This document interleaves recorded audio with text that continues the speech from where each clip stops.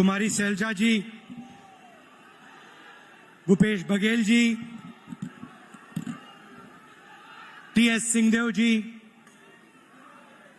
चरणदास महंत जी, तामराज साहू जी,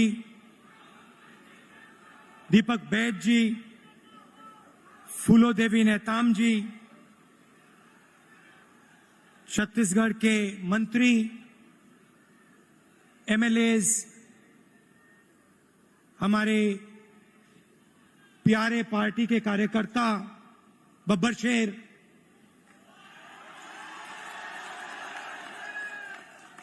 और शेरनियां, भाइयों और बहनों, छत्तीसगढ़ के युवाओं, प्रेस के हमारे मित्रों, आप सबका यहां बहुत बहुत स्वागत। इतनी गर्मी में आप आए, अपना कीमती समय आपने हमें दिया, हमारी बात सुनने आए, इसके लिए मैं बहुत आभारी हूं।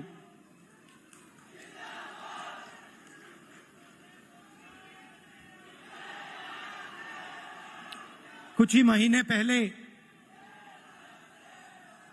कर्नाटक में चुनाव हुआ। एक तरफ बीजेपी और उनकी विचारधारा, दूसरी तरफ कांग्रेस पार्टी, हमारी विचारधारा।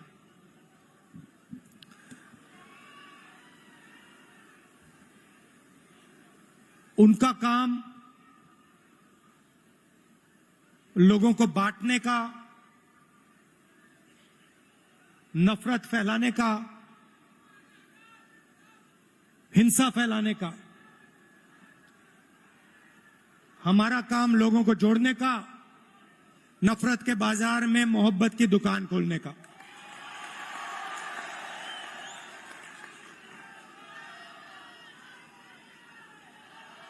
और कर्नाटक में हमने कहा, जैसे पहले हमने छत्तीसगढ़ में वायदे किए थे, किसानों को सही दाम देने का वायदा जो हमने पूरा किया, किसानों का कर्जा माफ किया, बिजली बिल हाफ किया, जैसे हमने यहां वायदे किए थे, वैसे ही हमने कर्नाटक में 5 वायदे किए। चुनाव से पहले बीजेपी के लोग हर बार वो कोई ना कोई नंबर निकाल देते हैं। कोई कहता है 230 सीट आएंगी, कोई कहता है 250 सीट आएंगी, मगर कर्नाटक में, कर्नाटक के हर गरीब व्यक्ति ने पूरा दम लगा के कांग्रेस पार्टी को जिताया। और वही यहां हुआ था। देखिए, एक बात मैं साफ करना चाहता हूं, बीजेपी और नरेंद्र मोदी जी हिंदुस्तान के 2-3 अरबपतियों के लिए काम करते हैं। नाम आप जानते हो। कुछ ही दिन पहले दुनिया के सबसे बड़े फाइनेंशियल अखबारों में अदानी जी के बारे में कहानी आई, आर्टिकल छपा। दुनिया के सबसे बड़े फाइनेंशियल न्यूज़पेपर में लिखा था, अदानी जी जो नरेंद्र मोदी जी के करीब हैं, उन्होंने हिंदुस्तान से हजारों करोड़ रुपया बाहर देशों में भेजा और उस पैसे से स्टॉक मार्केट में अपने शेयर्स का दाम बढ़ाया। और उस पैसे से अदानी जी, आपकी जो पूंजी है, आपका जो इंफ्रास्ट्रक्चर है, आपके जो एयरपोर्ट हैं, सुना है अब रेलवे स्टेशन भी उनको दिए जाएंगे।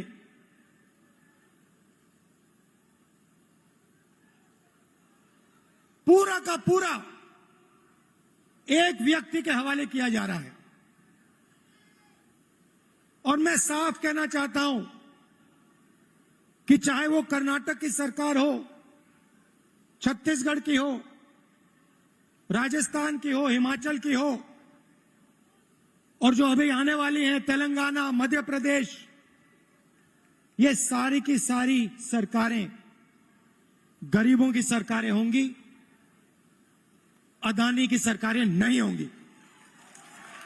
और प्रधानमंत्री को साफ कहना चाहिए, देश को बताना चाहिए और छत्तीसगढ़ के युवाओं को बताना चाहिए कि वो अदानी जी पर इंक्वायरी क्यों नहीं करवा रहे हैं। ऐसी क्या बात है कि नरेंद्र मोदी जी अदानी जी पर इंक्वायरी नहीं करा सकते हैं? 2-3 सवाल हैं भाई और बहनों, युवाओं। ये जो हजारों करोड़ रुपए हिंदुस्तान से बाहर गया, ये पैसा किसका था? पहला सवाल, ये अदानी जी का पैसा नहीं था, ये किसी और का पैसा था। किसका पैसा था? ये पहला सवाल है। प्रधानमंत्री जी कोई इंक्वायरी नहीं करवाएंगे। मैं आपको साफ कह देता हूं, हिंदुस्तान का प्रधानमंत्री अदानी जी पे कोई इंक्वायरी करा ही नहीं सकता, क्योंकि अगर उसका इंक्वायरी का नतीजा निकल गया तो नुकसान अदानी जी को नहीं होगा, नुकसान किसी और को होगा। तो छत्तीसगढ़ में हमने क्या किया? छत्तीसगढ़ में किसानों को धान के लिए सही दाम दिया। और आज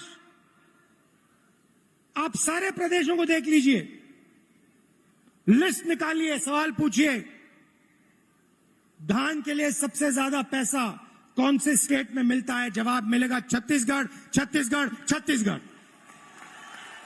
और प्रधानमंत्री जी यहां आए थे, मुझे याद है, बीजेपी के सब नेता आए थे और कहा था कि कांग्रेस पार्टी इस वायदे को पूरा नहीं कर सकती है। कहा था पैसा नहीं है। हमने साफ दिखा दिया, पैसा है और वायदा पूरा हमने कर दिया। जहां भी हम जाते हैं, हम झूठे वायदे नहीं करते। 15 लाख रुपए का वायदा हम नहीं कर सकते। नरेंद्र मोदी जी ने कहा था काला धन वापस आएगा, 15 लाख रुपए बैंक अकाउंट में जाएंगे। उल्टा हजारों करोड़ रुपए हिंदुस्तान से बाहर जा रहा है। इंटरनेशनल अखबार कह रहे हैं कोई इंक्वायरी नहीं।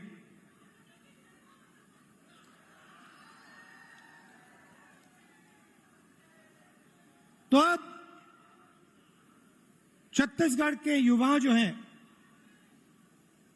आपकी बहुत बड़ी जिम्मेदारी है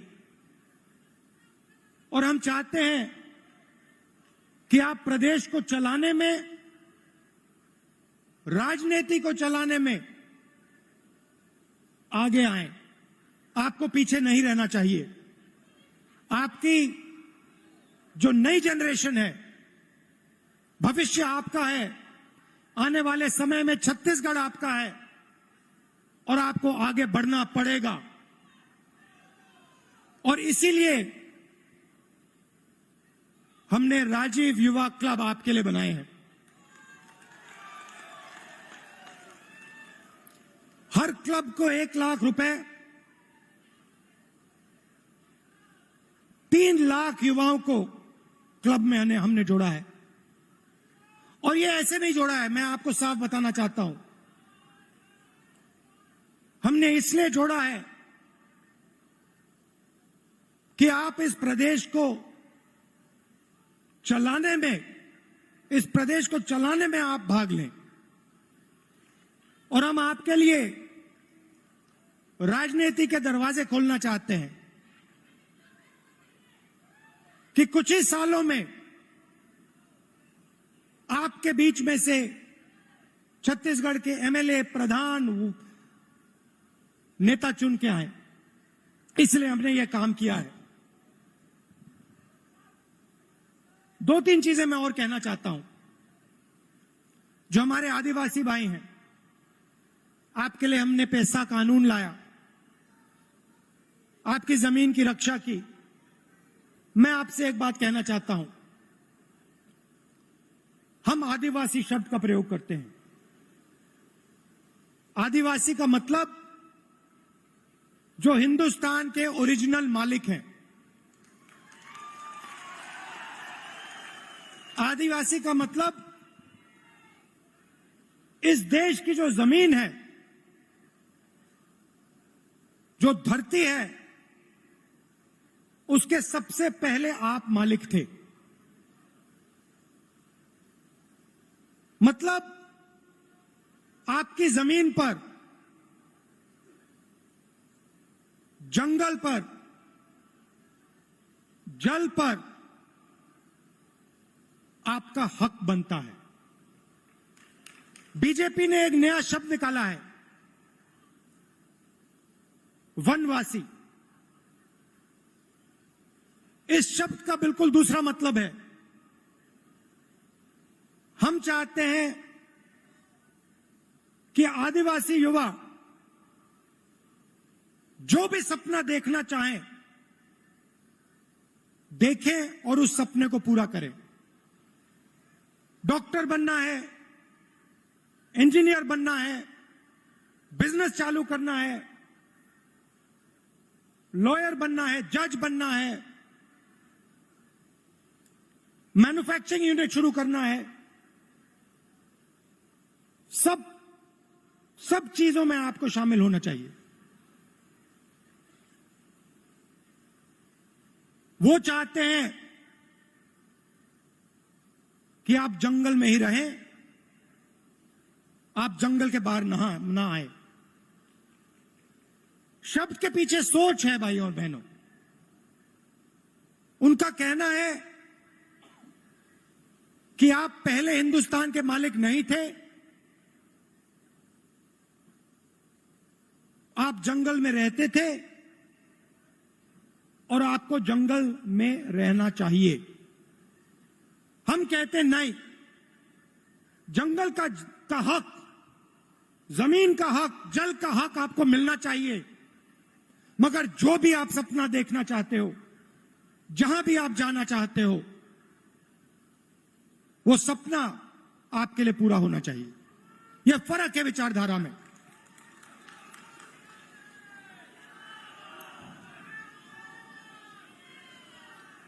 और पूरे देश में भाई और बहनों, पूरे देश में ये नफरत फैला रहे हैं। आदिवासियों को नया नाम दे देंगे, एक धर्म को दूसरे धर्म से लड़ा देंगे, एक भाषा को दूसरी भाषा से लड़ा देंगे, एक जात को दूसरी जात से लड़ा देंगे। हमारा काम जोड़ने का है। जहां भी ये नफरत फैलाते हैं, चाहे वो मणिपुर हो, असम हो, कर्नाटक हो, जहां भी ये नफरत फैलाएंगे, कांग्रेस पार्टी के कार्यकर्ता वहां जाकर मोहब्बत फैलाएंगे। ये हमारा काम है, ये हमारी जिम्मेदारी है। आप देखिए, भारत जोड़ो यात्रा का यही लक्ष्य था। कन्याकुमारी से हम शुरू हुए, श्रीनगर तक गए,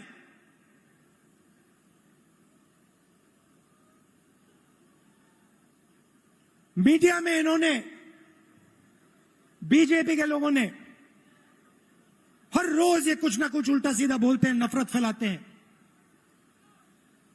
भारत जोड़ो यात्रा ने पूरे हिंदुस्तान को जोड़ने का काम किया।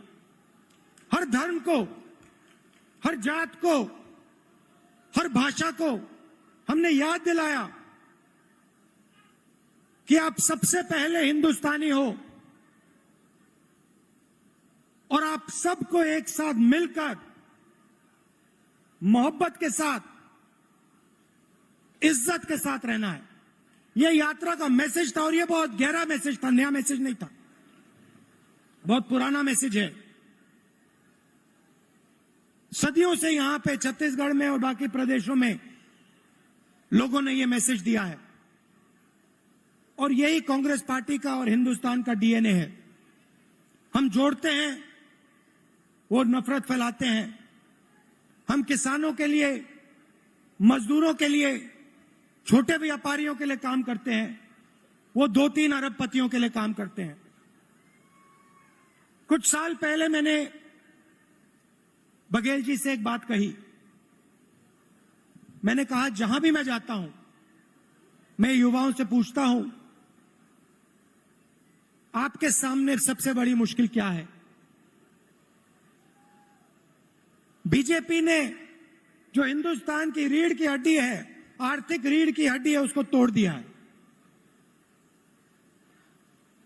जो छोटे व्यापारी थे, जीएसटी और नोटबंदी ने उनको खत्म कर दिया, जानबूझ के खत्म किया। और जब भी मैं इनसे पूछता हूं आपके सामने सबसे बड़ी मुश्किल क्या है, कहते हैं बेरोजगारी। और मैंने छत्तीसगढ़ के चीफ मिनिस्टर से कहा, देखिए छत्तीसगढ़ में अलग अलग स्किल्स हैं, हर डिस्ट्रिक्ट में आप कुछ ना कुछ बनाते हो, मगर जो छोटे बिजनेस वाले होते हैं उनको बैंक का पैसा नहीं मिलता, उनको मीडिया का सपोर्ट नहीं मिलता। और मैंने छत्तीसगढ़ के चीफ मिनिस्टर बघेल जी से कहा कि आपका फोकस इन छोटे व्यापारियों पे होना चाहिए, छोटे बिजनेस वालों पर होना चाहिए, बैंक के दरवाजे उनके लिए खोलने चाहिए, और मार्केटिंग हो तो इनके लिए हो। और खुशी से मैं कहता हूं कि बघेल जी ने इस पे काम शुरू कर दिया है और इससे आने वाले समय में लाखों युवाओं को फायदा मिलेगा, हजारों नए बिजनेस खुलेंगे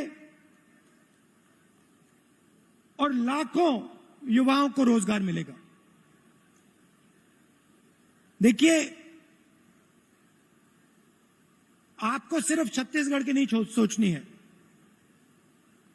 छत्तीसगढ़ हिंदुस्तान का सेंटर है।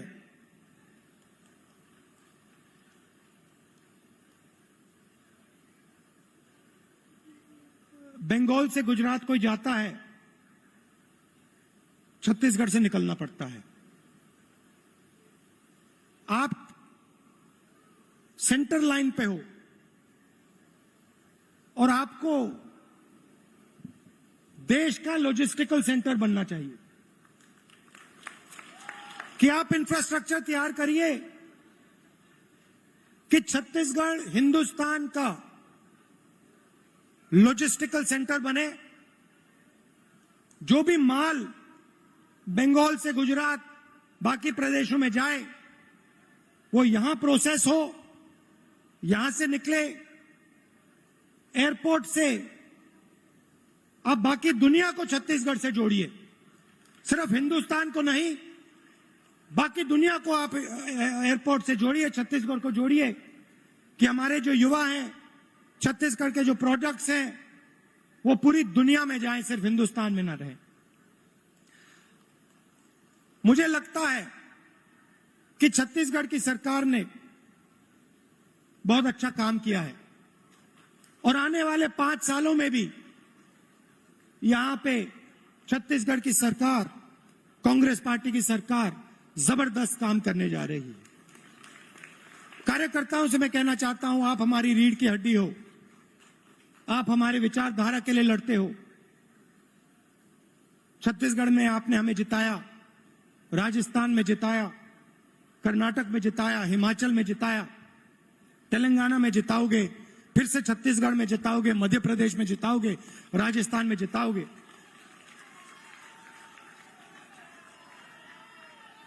हमारी बघेल जी, हमारी सरकार को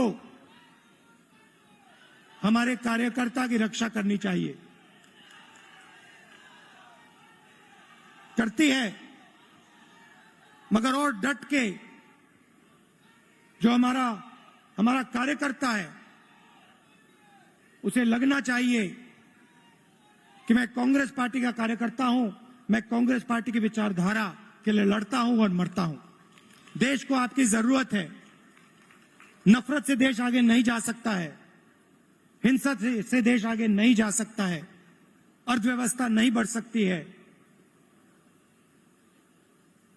मोहब्बत से, इज्जत से काम किया जाता है, और अगर देश को जोड़ा जाता है, सबको एक साथ लाया जाता है, तो देश तेजी से प्रगति करता है। आप सब यहां आए, इतने प्यार से आपने मेरी बात सुनी, इसके लिए आप सबको दिल से धन्यवाद। और जो युवा हैं जो अब इन क्लब्स में शामिल होंगे, आप याद रखिए, छत्तीसगढ़ का भविष्य आपका है, आपकी बड़ी जिम्मेदारी है। आपको राजनीति में आना है और आपको छत्तीसगढ़ को भविष्य में चलाना है। बहुत बहुत धन्यवाद। जय हिंद, नमस्कार। बहुत बहुत शुक्रिया आपका आदरणीय श्री राहुल गांधी जी।